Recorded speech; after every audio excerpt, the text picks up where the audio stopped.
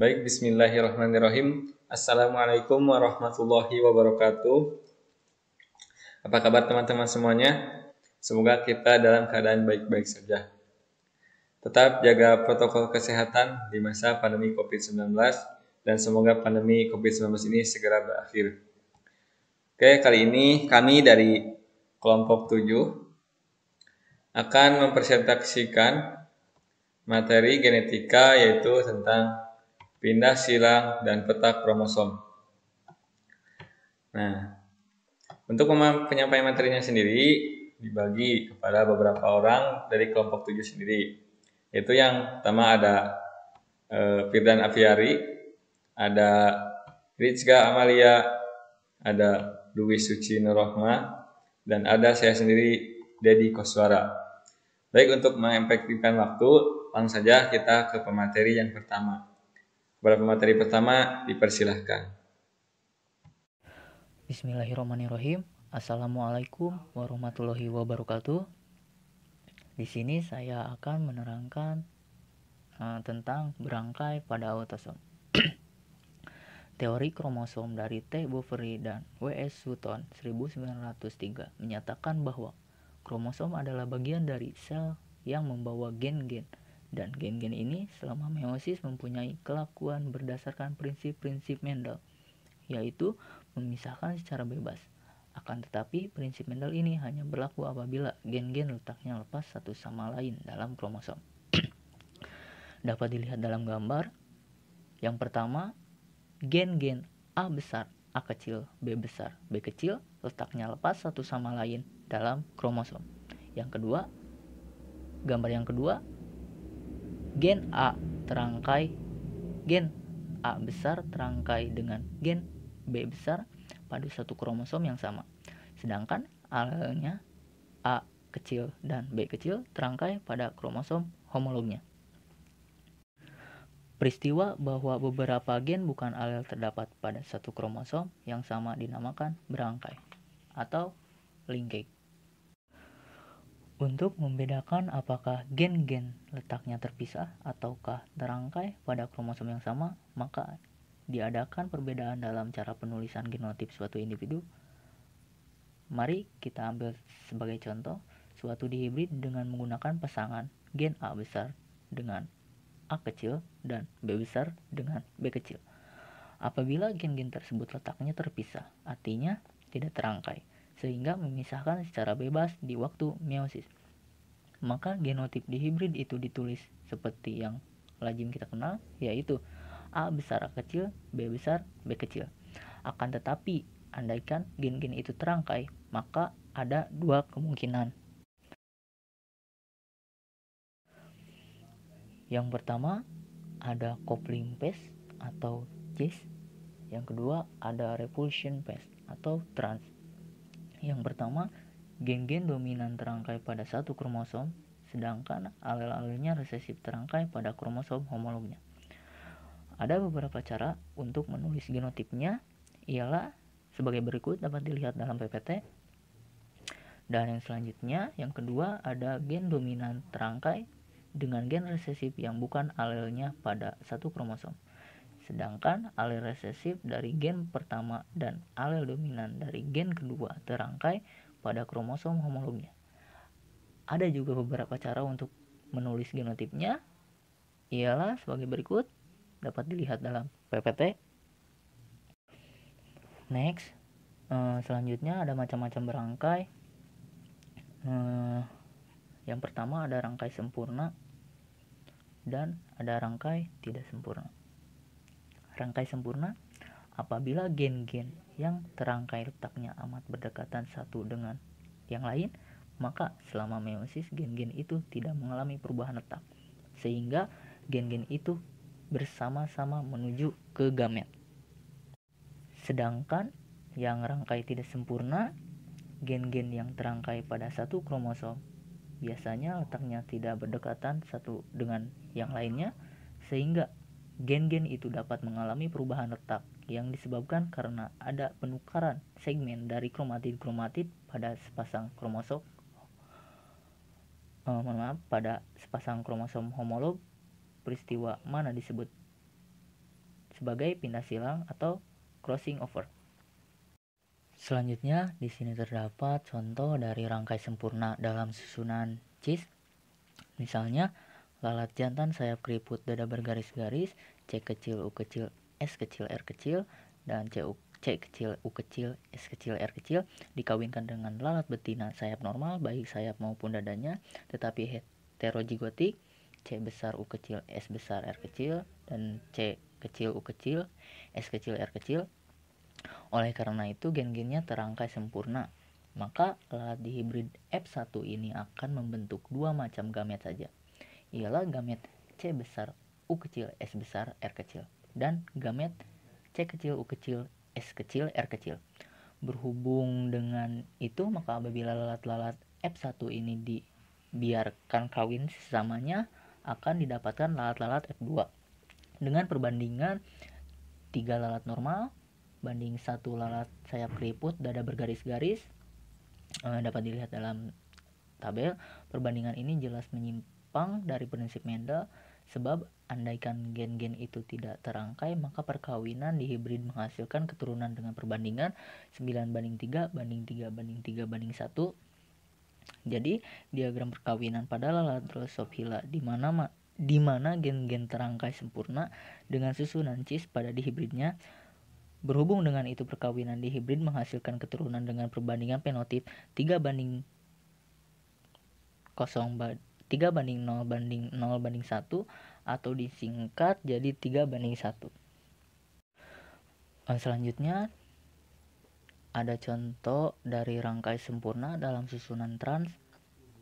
Misalnya lalat jantan sayap keriput dada normal homozigotik, C kecil, U kecil, S besar, R kecil, C kecil, U kecil, S besar, R kecil dikawinkan dengan lalat betina sayap normal homozigotik, dada bergaris-garis, C besar, U kecil, S kecil, R kecil, C besar, U kecil, S kecil, R kecil. Lalat-lalat F1 tentunya normal baik sayap maupun dadanya, tetapi heterozigotik, C besar, U kecil, S kecil, R kecil, C kecil, U kecil, S besar, R kecil. Oleh karena itu, gen-gennya terangkai sempurna, maka lalat di hibrid F1 ini akan membentuk dua macam gamet saja, ialah gamet C besar, U kecil, S kecil, R kecil, dan gamet C kecil, U kecil, S besar, R kecil.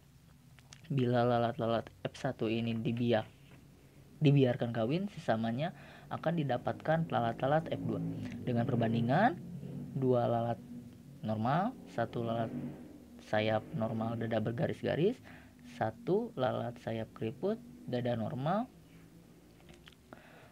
Jadi di sini terdapat 3 kelas fenotip lalat yang double resesif. Tidak dijumpai sama sekali perbandingan lalat-lalat F2 sebagai hasil perkawinan di hibrid. Ini pun jelas menyimpang dari prinsip Mendel.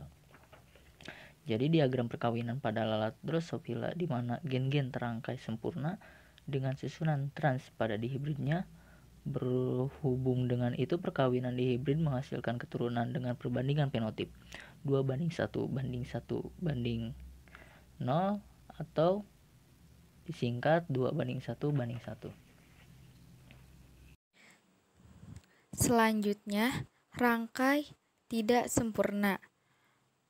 Nah, gen-gen terangkai pada satu kromosom biasanya letaknya tidak berdekatan satu dengan lainnya, sehingga gen-gen dapat mengalami perubahan letak. Disebabkan karena adanya penukaran segmen dari kromatid pada sepasang kromosom homolog disebut pindah silang. Contohnya, tanda plus atau tambah sebagai pengganti huruf kapital. Nah, ini dinamakan dengan gen untuk warna ungu pada bunga. Untuk M kecil itu dinamakan gen untuk warna merah pada bunga. Sedangkan huruf tambah sebagai pengganti huruf kapital B dengan nama gen untuk serbuk sari panjang. Dan B kecil itu untuk gen serbuk sari bulat. Nah, selanjutnya ini contoh dari gen-gen terangkai tak sempurna dalam susunan cis. Nah, di mana ini merupakan sekumpulan dari F1 yang terdiri dari 192 tanaman berbunga ungu serbuk sari panjang, 23 tanaman berbunga ungu serbuk sari bulat, 30 tanaman berbunga merah serbuk sari panjang, 182 tanaman berbunga merah serbuk sari bulat. Langsung saja, di mana genotip, fenotip, banyaknya, frekuensi, dan tipe. Di sini genotip plus per M kecil B kecil dengan fenotip ungu panjang banyaknya 192 dengan frekuensi 0,4496 dengan tipe parental. Genotip plus B kecil per M kecil B kecil, fenotip ungu bulat, banyaknya 23, frekuensi 0,0538 dengan tipe rekombinasi. Kemudian genotip M kecil plus kecil per M kecil B kecil, fenotip merah panjang, banyaknya 30 dengan frekuensi 0,0702 dengan tipe rekombinasi. Yang terakhir genotip M kecil B kecil per M kecil B kecil, fenotip merah bulat, banyaknya 182 dengan frekuensi 0,4262 dengan tipe parental. Di mana di sini jumlahnya banyaknya tanaman dengan jumlah 427, sedangkan frekuensi 1,0000. Selanjutnya, contoh dari rangkaian tidak sempurna dalam susunan trans. Nah, di mana sama saja seperti contoh dari rangkaian tidak sempurna dalam susunan cis. Di sini apabila F1 diuji silang atau tes cross didapatkan sekumpulan tanaman yang terdiri atas 14 tanaman berbunga ungu serbuk sari panjang, 178 tanaman berbunga ungu serbuk sari bulat, 160 tanaman berbunga merah serbuk sari panjang, dan 18 tanaman berbunga merah serbuk sari bulat. Dan yang terakhir genotip, fenotip, banyaknya, frekuensi, dan tipe. Di sini plus per M kecil B kecil, fenotipnya ungu panjang, banyaknya 14 dengan frekuensi 0,0378 dengan tipe rekombinasi. Genotip plus dan B kecil per M kecil B kecil, fenotip ungu bulat, banyaknya 178, frekuensi 0,4811 dengan tipe parental. Genotip M kecil plus per M kecil B kecil, fenotip merah panjang, banyaknya 160 dengan frekuensi 0,4324 dengan tipe parental. Genotip M kecil B kecil per M kecil B kecil, fenotip merah bulat, banyaknya 18, frekuensi 0,0487 dengan tipe rekombinasi. Di mana di sini jumlah banyaknya 370, frekuensinya 1,0000. Selanjutnya pindah silang atau crossing over.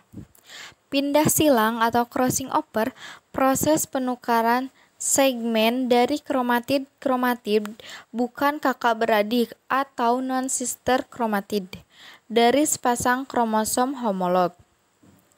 Peristiwa pindah silang umum terjadi pada gametogenesis pada kebanyakan makhluk seperti tumbuh-tumbuhan, hewan, dan manusia. Pindah silang terjadi ketika meiosis 1 atau akhir profase 1 atau permulaan metafase 1, yaitu pada saat kromosom telah mengganda menjadi 2 kromatid. Pindah silang dibedakan menjadi 2. Yang pertama, pindah silang tunggal, dan yang kedua, pindah silang ganda. Nah, yang pertama ada pindah silang tunggal. Pindah silang yang terjadi pada satu tempat. Terjadinya pindah silang akan terbentuk 4 macam gamet. 2 macam gamet memiliki gen-gen yang sama dengan gen-gen yang dimiliki induk atau parental. Maka dinamakan gamet-gamet tipe parental. 2 gamet lainnya merupakan gamet-gamet baru yang terjadi akibat adanya pindah silang gamet-gamet. Ini dinamakan gamet-gamet tipe rekombinasi.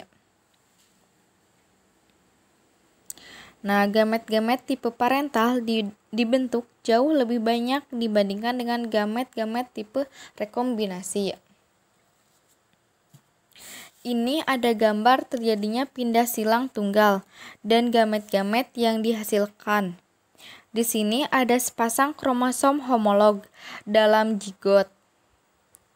Nah, pindah silang terjadi ketika meiosis 1 atau akhir profase 1 atau permulaan metafase 1, yaitu pada saat kromosom telah mengganda menjadi 2 kromatid.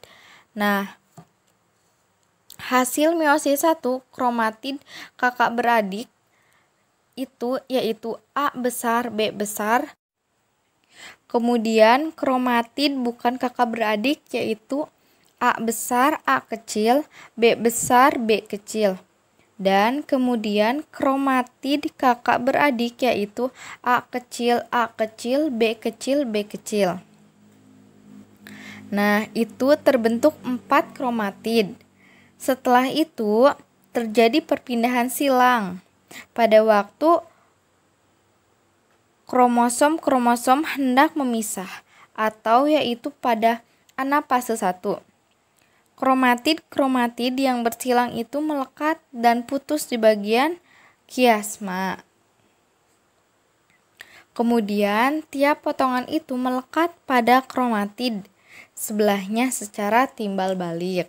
Berhubungan dengan itu, gen-gen yang terletak pada bagian yang pindah itu akan berpindah pula tempatnya ke kromatid. Nah, setelah itu terbentuk 4 macam gamet, yaitu A besar B besar gamet parental, A besar B kecil gamet rekombinan, A kecil B besar gamet rekombinan, A kecil B kecil gamet parental. Kemudian ada pindah silang ganda. Pindah silang yang terjadi pada 2 tempat. Pindah silang ganda atau double crossing over berlangsung di antara 2 buah gen yang terangkai. Maka terjadinya pindah silang ganda itu tidak akan nampak dalam fenotip. Gamet-gamet yang dibentuk hanya dari tipe parental dan tipe rekombinasi saja. Nah, gambar ini yaitu pindah silang ganda yang terjadi pada 3 buah gen yang terangkai, yaitu gen A, B, dan C. Nah, bisa dilihat pada gambar ini. Jadi, proses ini ada kromosom homolog yang berproses melalui meiosis 1, kemudian menghasilkan 4 kromatid dan berproses lagi ke pindah silang ganda. Kenapa sih disebut pindah silang ganda? Karena pada proses di gambar ini ada dua lapisan yang menyatukan A besar, A kecil, B besar, C kecil, dan B besar, B kecil. Maka disebutlah pindah silang ganda. Nah, terus pada hasil proses pindah silang ganda ini terbentuk 4 gamet-gamet, di mana gamet ini ada 2 tipe parental dengan satu parental kapital yaitu A besar, C besar, B besar, dan satu parental kecil yaitu A kecil, C kecil, B kecil, dan tipe rekombinasi. Kenapa disebut rekombinasi? Karena pada hasil persilangan ganda terdapat A besar, C kecil, B besar, maka disebut rekombinasi. Karena hasilnya di antara kedua garis tersebut terdapat huruf kecil dan huruf besar. Faktor-faktor yang mempengaruhi pindah silang yang pertama ada temperatur, yang kedua ada umur, yang ketiga ada zat kimia, yang keempat penyinaran dengan sinar X, yang kelima jarak antara gen-gen yang terangkai, dan yang terakhir ada jenis kelamin. Baik, selanjutnya kita akan mempelajari mengenai nilai presentase dari pindah silang. Nilai persentase pindah silang adalah angka yang menunjukkan besarnya persentase kombinasi baru yang dihasilkan akibat terjadinya pindah silang, dinyatakan dalam NPS atau nilai pindah silang. Nah, nilai pindah silang ini kan di awal kita sudah mempelajari bahwa peristiwa pindah silang mengakibatkan adanya keturunan dibedakan menjadi tipe parental atau tipe orang tua, dan ada juga tipe rekombinasi atau tipe kombinasi baru. Nah, nilai presentasi pindah silang ini untuk menghitung nilai kombinasi baru yang dihasilkan akibat terjadinya pindah silang. Untuk rumusnya sendiri, nilai pindah silang yaitu NPS sama dengan jumlah tipe rekombinasi dibagi jumlah keseluruhan individu dikali 100. Nilai pindah silang dalam satuan persen sama dengan jarak gen. Dan nilai pindah silang juga sama dengan nilai rekombinasi gen berpautan. Dan biasanya seharusnya nilai pindah silang itu kurang dari 50%. Kenapa nilai pindah silang itu tidak melebihi 50% atau di bawah 50%? Dikarenakan itu yang pertama, hanya 2 dari 4 kromatid saja yang ikut mengambil bagian pada peristiwa pindah silang. Kemudian pindah silang ganda akan mengurangi banyaknya tipe rekombinasi yang dihasilkan. Nah, berikut contoh dari nilai presentase pindah silang. Di sini kita lihat ada keturunan F2 yang terdiri dari mata merah sayap normal, mata merah sayap kisut, mata ungu sayap normal, dan mata ungu sayap kisut. Di mana gennya ini merupakan parentalnya, dan ini juga parentalnya, yang jantan dan yang betinanya, menghasilkan gen rekombinasi. Sehingga NPS-nya itu jumlah tipe rekombinasi per jumlah seluruh individu dikali 100. Jumlah tipe rekombinasi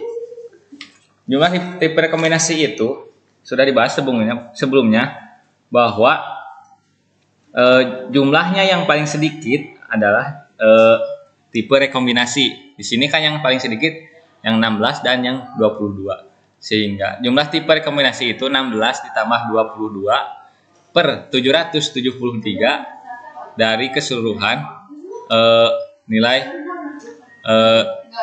ini dijumlahkan menjadi 773 dikali 100 sama dengan 4,90%. Sehingga dapat disimpulkan dari data tersebut bahwa kekuatan pindah silang antara gen-gen yang terangkai itu ialah 4,90%. Dan tipe parental banyaknya yaitu 100% dikurangi 4,90% sama dengan 95,10%. Nah, selanjutnya kita akan belajar mengenai peta kromosom. Ada yang tahu tentang peta kromosom? Nah, tentu belum tahu ya sepertinya. Karena yang kita tahu itu peta dunia, peta Mobile Legend. Nah, ini mah peta kromosom. Nah, apa sih itu peta kromosom? Di sini dijelaskan bahwa peta kromosom adalah gambar skema sebuah kromosom yang dinyatakan sebagai sebuah garis lurus. Nah, ini kan gambar kromosom nih, ini. Bagian kromosom, nah dibuatlah dalam bentuk garis lurus. Di mana diperlihatkan lokus setiap gen. Nah, di sini kan di kromosom ada bagian lokus nih, ini ya, lokus, ini lokus. Di sini juga ada nih lokus dan ini lokus. Nah, ini lokus, ini lokus. Ini apa? Nah, ini dalam peta kromosom merupakan bagian dari sentromer atau pangkal. Kan ini di kromosom ini sentromernya.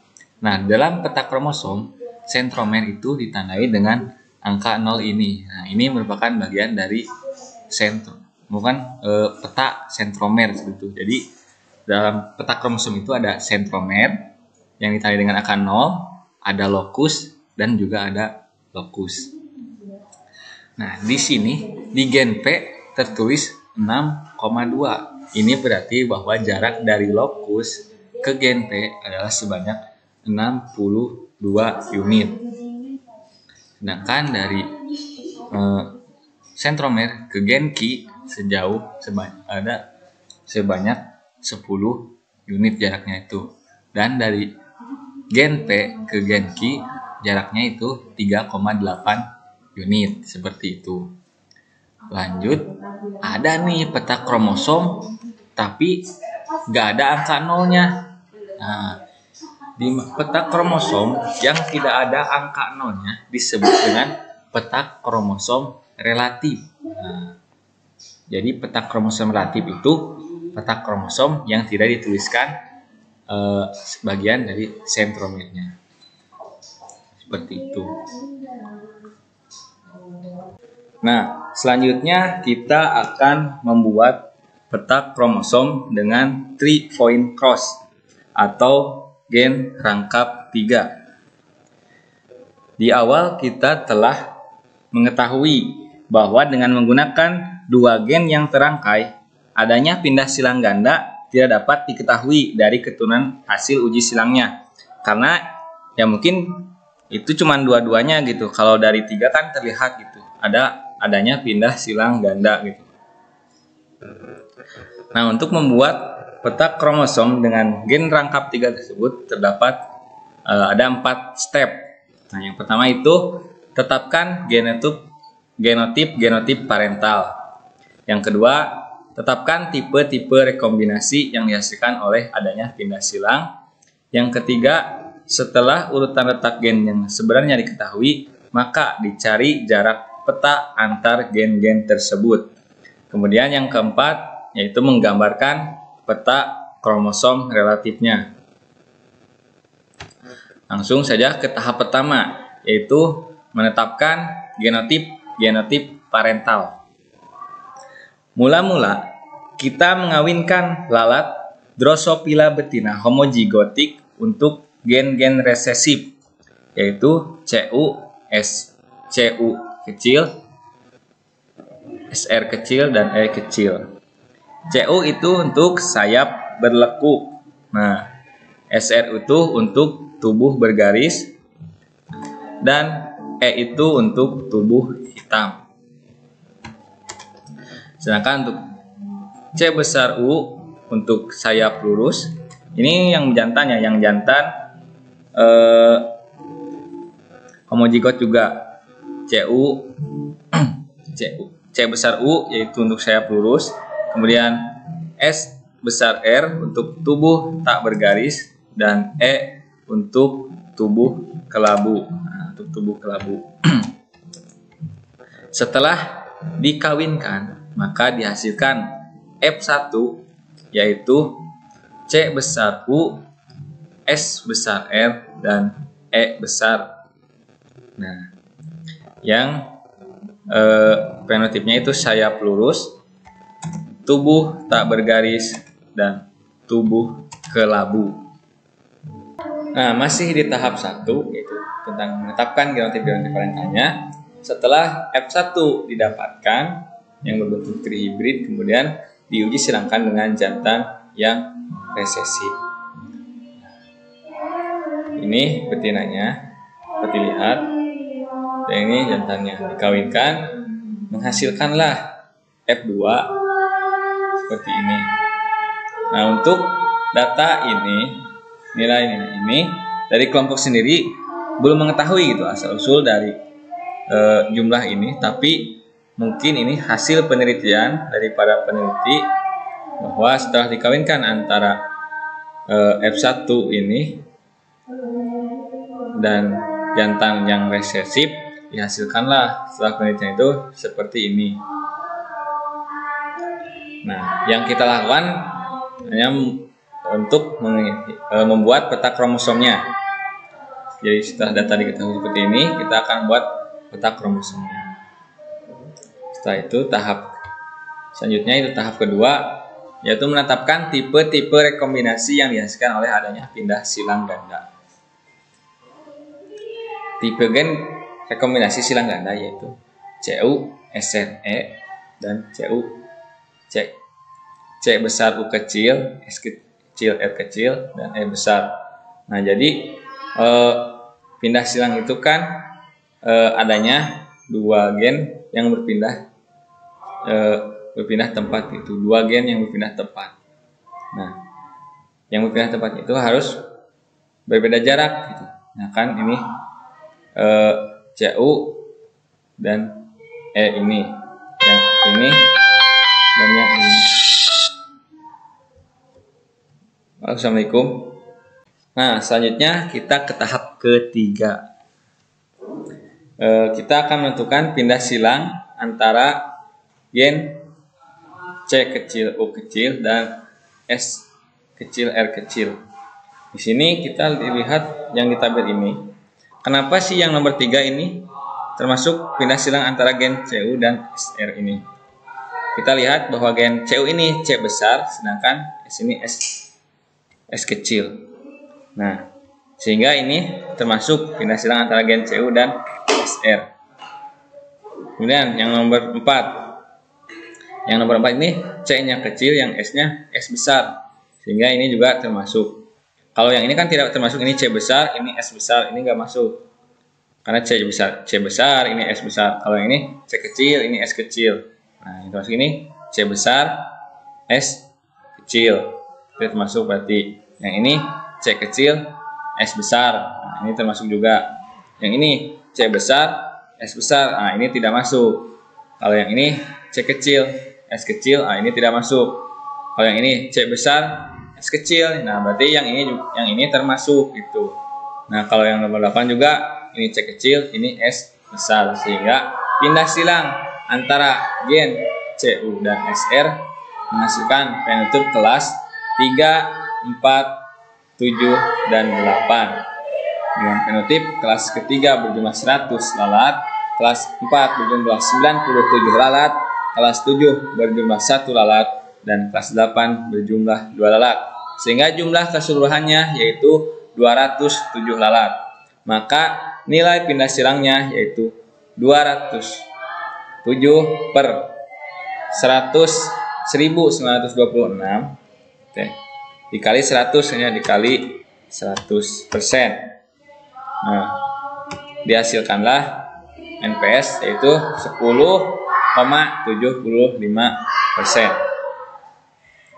Misalnya tahap 3 yaitu pindah silang antara gen S kecil R kecil dan gen E menghasilkan fenotip kelas 5, 6, 7, dan 8. Cara penghitungannya sama seperti tahap yang awal tadi, seperti yang ini. Kita lihat di sini S kecil, di sini S besar, ini E kecil, maka ini yang termasuk. Kalau ini kan tidak termasuk, ini S besar, ini E besar, ini S kecil, ini E kecil, ini S kecil, ini E kecil, ini S besar, ini E besar, tidak termasuk. Termasuk yang ini yang S besar, ininya E kecil termasuk, yang ini S kecil, yang ini E besar tidak termasuk, yang ini S kecil, yang ini E besar masuk. Nah ini juga termasuk, sehingga pindah silang antara gen SR dan E menghasilkan fenotip kelas 5, 6, 7, dan 8. Dengan kelas 5 berjumlah 86 lalat, kelas 6 berjumlah 94 lalat, kelas 7 1 lalat, kelas 8 2 lalat, sehingga jumlah keseluruhannya yaitu 183 lalat. Sehingga nilai NPS-nya yaitu 183 di 1926 dikali 100%. Nah, sehingga didapatkanlah nilai NPS yaitu 9,50%. Nah, kesimpulannya, jarak antara gen CU dengan gen SR yaitu 10,75 unit, dan jarak antara gen SR dengan gen E yaitu 9,50 unit. Jika kita gambarkan gambar peta kromosom relatif, itu peta kromosom yang dibuat tidak dimulai dari 0. Ini gambar peta kromosom relatif. CU ke SR sejauh 10,75 unit, SR ke E sejauh 9,50 unit. Sekian. Belum. Ada juga. Nah, selanjutnya kita akan membahas mengenai koinsidens dan interferensi. Apa itu? Kita bahasnya dari interferensi dulu ya. Terjadinya pindah silang antara segmen-segmen dari kromosom tertentu kebanyakan merupakan fenomena secara kebetulan saja, tetapi distribusinya tidak acak-acakan. Berdasarkan hukum kemungkinan, maka terjadinya dua pindah silang secara simultan sama dengan hasil perkalian dari besarnya kemungkinan untuk tiap pindah silang yang berlangsung secara terpisah di dua tempat itu. H.Z. Muller dalam tahun 1916 membuktikan bahwa pindah silang ganda yang sebenarnya adalah kurang frekuensinya dibandingkan dengan yang diharapkan berdasarkan perhitungan distribusi acak-acakan. Muller menegaskan bahwa suatu pindah silang yang terjadi pada suatu tempat tertentu menghambat terjadinya pindah silang lainnya yang berdekatan. Inilah yang dinamakan interferensi. Jadi, interferensi adalah pindah silang yang terjadi di suatu tempat dapat menghambat terjadinya pindah silang yang lainnya yang berdekatan. Kemudian adapun coincidence merupakan untuk mencari besarnya interferensi perlu diketahui terlebih dahulu koefisien koinsidensinya atau KK, koefisien koinsidens, yaitu perbandingan antara banyaknya pindah silang ganda yang sesungguhnya dengan banyaknya pindah silang ganda yang diharapkan. Singkatnya, rumus KK yaitu koefisien koinsiden, yaitu banyaknya pindah silang ganda. Saya besarkan. Besarnya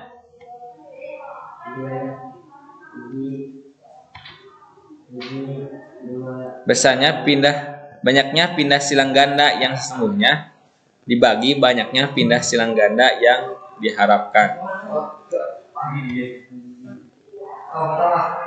Nah, untuk rumus KI-nya atau koefisien interferensi, yaitu KI, koefisien interferensi sama 1 dikurangi KK. Jadi untuk menghitung KI kita harus menghitung KK-nya terlebih dahulu. Nah, caranya bagaimana? Nih contoh dari tabel tadi, hasil dari kedua yang awal. Pindah silang yang sesungguhnya, pindah silang ganda yang sesungguhnya yaitu yang nomor 7 dan yang nomor 8 ini. Nah, yang nomor 7 dan nomor 8 ini dengan jumlah yang nomor 7 itu 1 lalat dan yang nomor 8 itu 2 lalat, kelas 7 atau kelas 8 ini. Sehingga pindah silang ganda yang sesungguhnya yaitu 1 ditambah 2 per jumlah semua lalat yaitu 1000 sehingga didapatkanlah 0,0016. Sedangkan pindah silang ganda yang diharapkan yaitu 107 ditambah 97 ditambah 1 dan ditambah 2. Ini yang sudah tadi dibahas di awal. Per 1926 dikali 86 ditambah 94 ditambah 1 ditambah 2 per 1926. Nilai ini yang sudah kita bahas awal di sini. Nah, yang ini. Nah, kan di sana sehingga dihasilkan 0,1075 dikali 0,095 sama dengan 0,0102. KKI atau koefisien coincidence 0,0016 yang ini per pindah silang ganda yang diharapkan yaitu 0,0102 sama dengan 0,16. Maka KI-nya atau koefisien interferensinya sama dengan 1 dikurangi KK yaitu 0,16 sama dengan 0,84. Nah, mungkin itu saja materi dari saya yang dapat disampaikan. Mohon maaf atas segala kekurangannya. Lanjutkan kepada pemateri selanjutnya. Ya, baik. Di sini saya akan menjelaskan tentang berangkai pada kromosom X. Y besar sama dengan tubuh berwarna kelabu atau normal, sedangkan Y kecil yaitu tubuh berwarna kuning. W besar mata berwarna merah atau normal. W kecil mata berwarna putih. Di sini ada tabel betina dan jantan. Yang betinanya tubuh berwarna kelabu mata berwarna merah, sedangkan yang jantan tubuh berwarna kuning mata berwarna putih, lalu dikawinkan.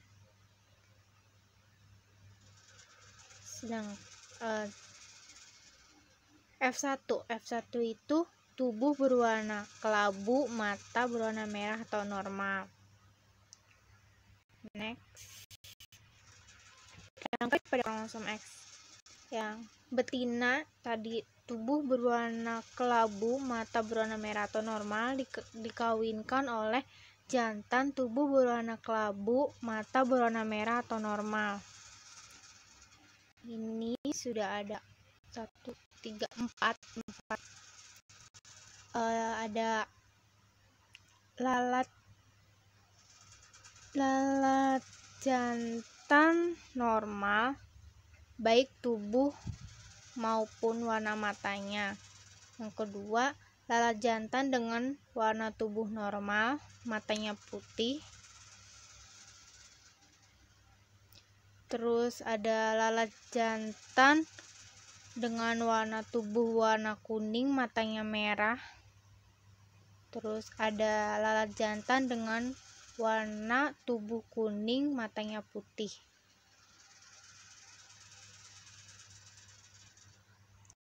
Next, pembuatan peta kromosom X. Y besar itu tubuh berwarna kelabu, Y kecil tubuh berwarna kuning, W besar mata berwarna merah, W kecil mata berwarna putih, F besar tubuh tak bercabang, F kecil tubuh bulu bercabang. Lalu ada tipe parental. Tuh W kecil Y kecil F kecil per W besar Y besar V besar. Tipe rekombinasi PSG itu ada W kecil Y besar F besar, W besar Y kecil F kecil. Ini ada tabelnya. Next, pembuatan peta kromosom X. Apabila tipe-tipe parental dibandingkan dengan tipe-tipe rekombinasi, maka nampak ada perbedaan mengenai letak gen W. Berhubung dengan itu gen W seharusnya terletak di tengah, sehingga urutan letak gen yang benar adalah YWF atau FWY. Contohnya seperti ini. Selanjutnya, koefisien interferensi PSG yang sesungguhnya 4 ditambah 2 per 300 sama dengan 0,02. PSG yang diharapkan sama dengan 0,34 dikali 0,0633 sama dengan 0,02. KK sama dengan 0,02 per 0,02 sama dengan 1, sehingga K1 KI sama dengan 1 kurang 1 sama 0, berarti tanpa interferensi. Selanjutnya, berangkai pindah silang dan peta kromosom pada manusia. Alasan sulitnya mempelajari pindah silang dan berangkai pada manusia. Yang pertama, pada manusia tidak dapat dilakukan percobaan dengan cara mengawinkan manusia seperti kehendak kita. Yang kedua, gen-gen yang telah diketahui menimbulkan kelainan atau penyakit pada manusia jarang dijumpai, dengan biasanya pengaruh dari gen yang merugikan itu akan nampak setelah beberapa generasi. Yang ketiga, jumlah kromosom di dalam inti sel tubuh manusia terlalu banyak, sehingga kemungkinan adanya gen-gen yang terangkai amat kecil. Contoh pindah silang pada manusia yaitu ini. Berikutnya, penyimpangan akibat pindah silang. Contohnya seperti ini. Sekian yang dapat saya sampaikan. Terima kasih.